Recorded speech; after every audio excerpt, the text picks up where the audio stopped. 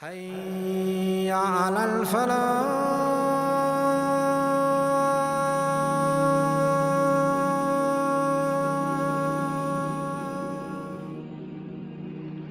The sister, she asks, I have a complicated question that nobody seems to be able to answer directly, so I'm hoping to hear your thoughts. In regards to dua, I understand that you're supposed to have husnul dhanni billah, meaning good hope in Allah subhanahu wa ta'ala that He will answer us in the best of ways or give us what is best in life. And I believe with certainty that Allah SWT will respond. Also, I understand that you shouldn't be hasty and be consistent and persistent in your dua. But how do you know the difference between a delayed response from Allah to your dua or if Allah is telling you, no, it's not good for you? How do you know when to stop making dua for a certain thing? Jazakallah khair.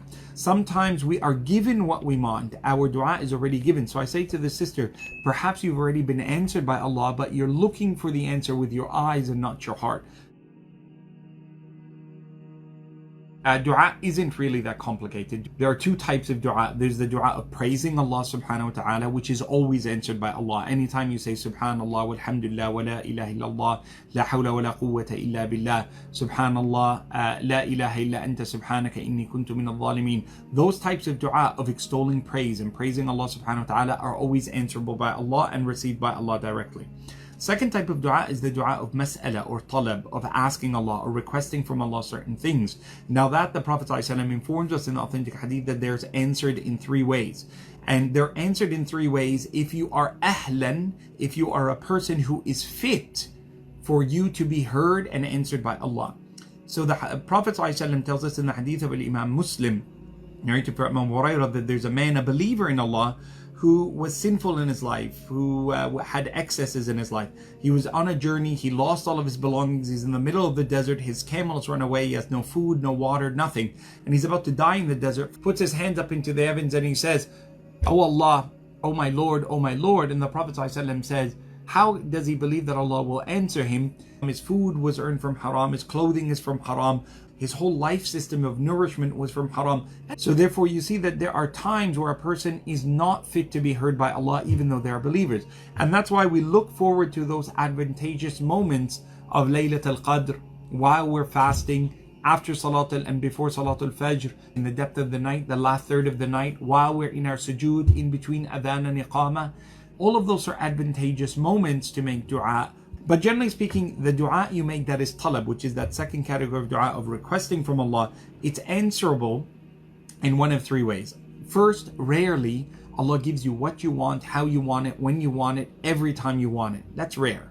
The second type of answer is Allah gives you what you want, not when you want it, maybe not how you want it, and maybe not in the means that you want it, but Allah answers your dua. The third is that Allah defers your dua response until the Day of Judgment and gives you what you deserve in the best of what you deserve in the next life. Now that second category is really, really important.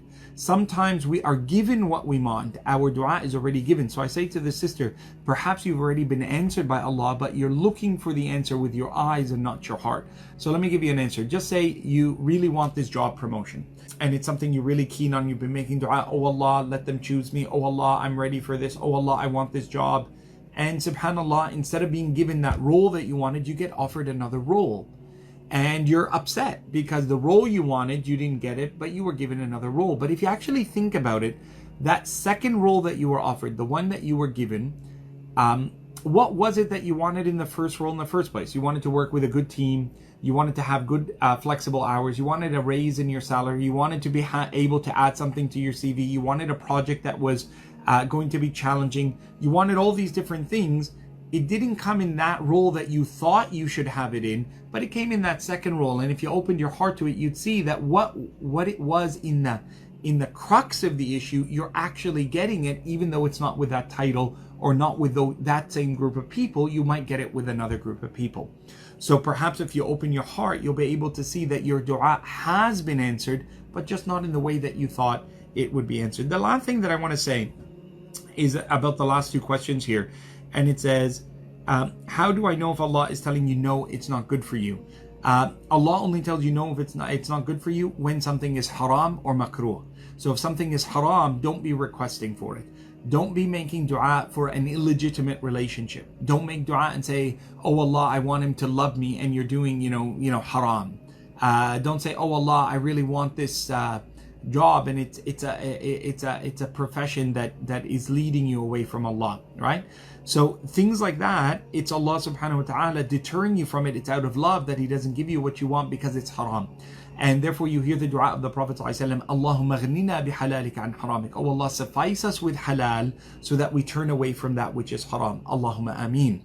And the Prophet ﷺ says, perhaps something that is small is better, kathura wa alha, something greater but distracts you from Allah subhanahu wa ta'ala.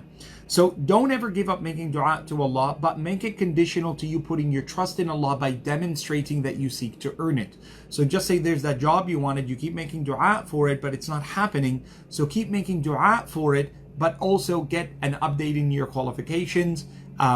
Do assign duties that you are seeking that will help you and gain more experience for you. Spread the word of mouth that you're really keen on the job. Make sure that you contact people who are important that can mentor you in that position and lead you into a path that you can get there. All of those are things that are a part of the dua. So Al-Imam al-Shafi'i, he says to make dua without action in terms of your worship of Allah, demonstrating your faith in Allah through salah and siyam, or amal in its generality, that you work towards what it is that you seek. How could you be making dua for example, oh Allah, I want to be a doctor, but you don't study?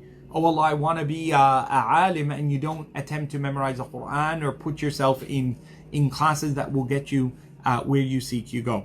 And finally, how do you know when to stop making dua? You don't stop making dua, but what you do is you begin to hone your dua. Sometimes you'll make it more general, sometimes you'll make it more specific.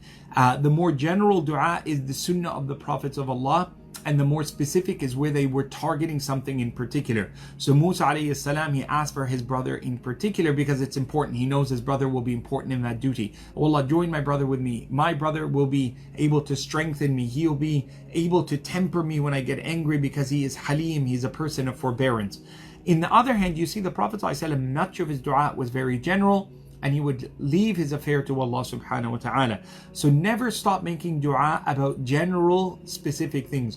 Oh Allah, I ask you for khayra hadhihi dunya. Oh Allah, I ask you for a good life. Oh Allah, I ask you for, an expanse in my wealth. Whether it's that Allah allows you to save more or that you generate more income, it's left up to Allah subhanahu wa ta'ala.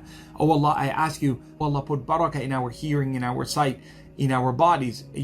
Making dua in the general gives you increase in the specifics if you use it in the correct capacity. So never stop making dua for something that you're working towards. But if you have stopped working towards something, and you have found that this isn't working, then don't make dua for something that you're not working towards. So Zakaria alayhi salam, he continues making dua for a child, but he doesn't stop being with his wife and habiting with her and enjoying company with her, because that's the means that's going to get there. But he never gives up making that dua. Those are all important things to remember, and I pray that's a sufficient kind of discussion for this question. So Sa'd ibn Abi Waqqas relates from the Prophet ﷺ, the dua of the Noon, meaning the nickname of Yunus alayhi salam, the one that he used when he was ingested by the whale. Had he not been one who was regular in his glorifications of God, he would have remained in the whales until the day of resurrection. So Allah subhanahu wa ta'ala reveals the dua of the Noon. And this is one of the dua where Allah immediately says, I immediately answered him. And therefore this dua is a powerful dua. So the Prophet ﷺ teaches it to the Sahaba. Sa'd ibn Abi Waqqas said that the Prophet said, the one that he made while he was ingested in the stomach of the whale, La ilaha illa anta subhanaka inni kuntu min al-zalimin. Three important sentences. La ilaha illa ant, he acknowledges the supremacy of Allah, the oneness of Allah, that none is worthy of worship but Allah. La ilaha illa ant, there is none that I will ever turn to and ask and seek assistance from except you, Allah. Subhanak, glorified are you, beyond imperfection are you, no limitation is there set upon you, no hindrance is there that is before you, no unawareness is there for you. Subhanak, complete in your glory and unchanging in that majesty, you will remain as you have always been.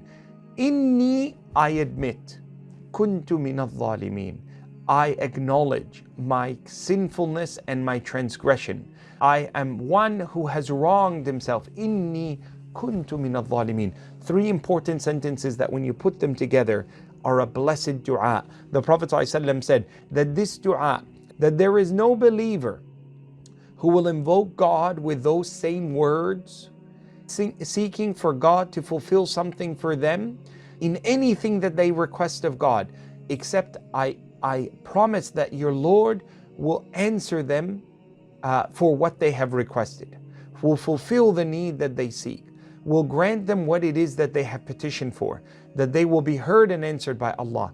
So therefore this dua behooves us. It's something that becomes important for you and I to make as a part of our daily rituals and make it as a part of our daily therapy in connecting with Allah subhanahu wa ta'ala. Inni, I acknowledge, it is my fault. I don't blame the shaitan. I don't blame the neighbor. I don't blame others. I don't blame society. I acknowledge my mistake. I acknowledge my weakness. Inni kuntu min al-zalimeen. I'm the one who has transgressed against my own self. I'm the one who has wronged myself. I'm the one who has brought myself to disrepute in harming others, taking what doesn't belong, looking at what is not right, saying what is inappropriate, doing and acting in a way that is sinful, having financial transactions that are immoral. Inni kuntu min al-zalimeen. I acknowledge my weakness and my sinfulness before you, O Allah. What you will notice is that you haven't made a request for what you want.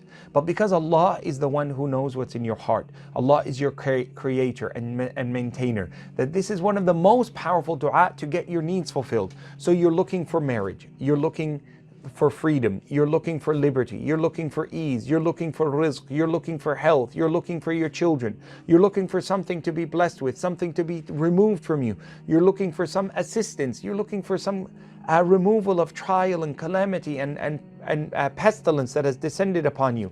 La ilaha illa anta subhanak inni kuntu min al-zalimin.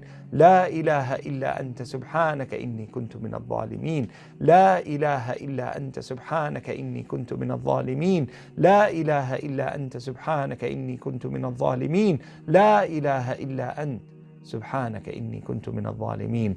No need that you have, qat, in its entirety, that you make a dua seeking Allah through this, even without asking with your lips.